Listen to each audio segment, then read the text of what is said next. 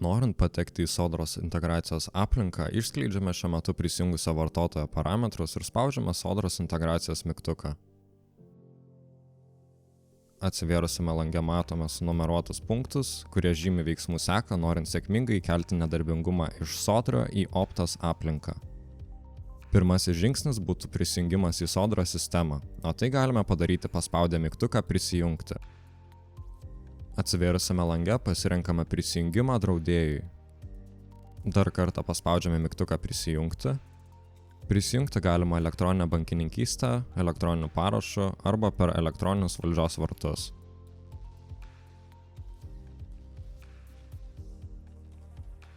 Suvedame reikalingus duomenis prisijungimui.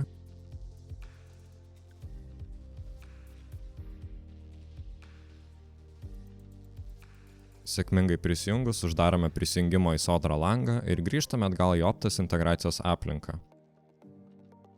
Antrame punkte atsisiunčiame nedarbingumus iš Sodros. Atsiųstas dokumentas yra randamas jūsų atsisiuntimo aplanke, paspaudus ekrane matome sąvaržėlės simbolį.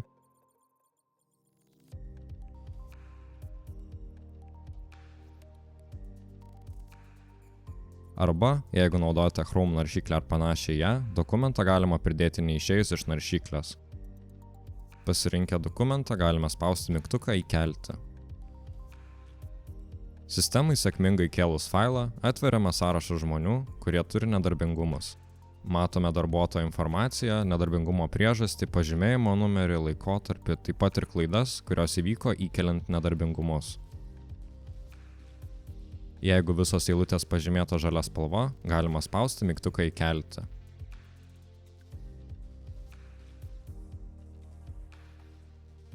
Grafiko lange matome, kad nedarbingumas yra išskiriamas mėlyna spalva. Varnelė šalia reiškia, jog nedarbingumas yra importuotas iš Sodros sistemos. Šioje vietoje matome, jog ligos statusas buvo pridėtas ranka, tai yra Optos aplinkoje, todėl varnelės nėra.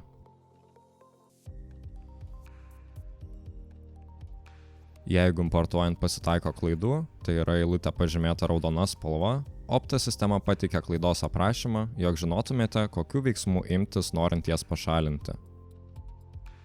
Jeigu darbo grafike egzistuoja darbuotojai vienodais vardais ir pavardėmis, šiems reikia nurodyti unikalų, jiems skirtą socialinio draudimo numerį. Tai galime padaryti personalo skiltyje. Pasirenkame darbuotoją ir įvedame numerį. Tuomet nepamirštame pokyčių išsaugoti. Šios veiksmus atliekame kiekvienam darbuotojui, kurių vardai ir pavardė sutampa.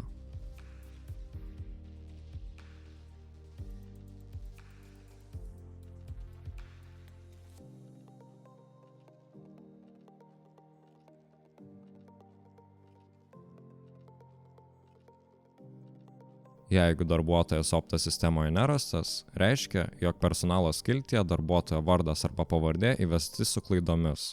Galbūt praleista raidė, arba Sodros sistemoje darbuotojas įvestas su lietuviškomis raidėmis, o Optos sistemoje be jų.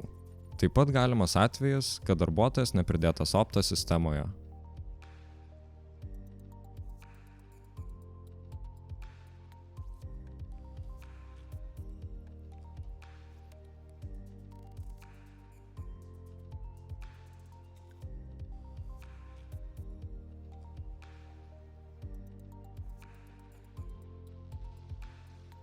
Norint atšaukti nedarbingumą, pasirenkame darbuotoją, kurio nedarbingumą trumpinsime, pasirenkame papildomas parinktis ir paspaudžiame informaciją.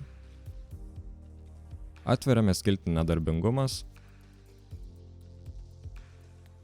Pasirinkę papildomus veiksmus, nedarbingumą galime sutrumpinti keliomis dienomis arba visiškai atšaukti.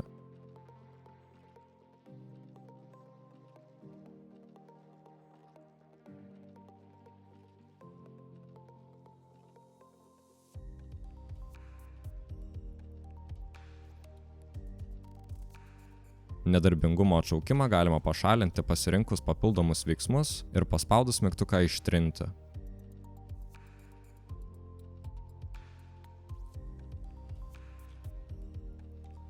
Norint suteikti prieigą ir teisę importuoti nedarbingumus iš Sodra kitam asmeniui, personalo skiltyje pasirenkame šį asmenį, Atveriame skiltį paskyra ir uždedame varnelę ties Sodra integracijos naudotojas.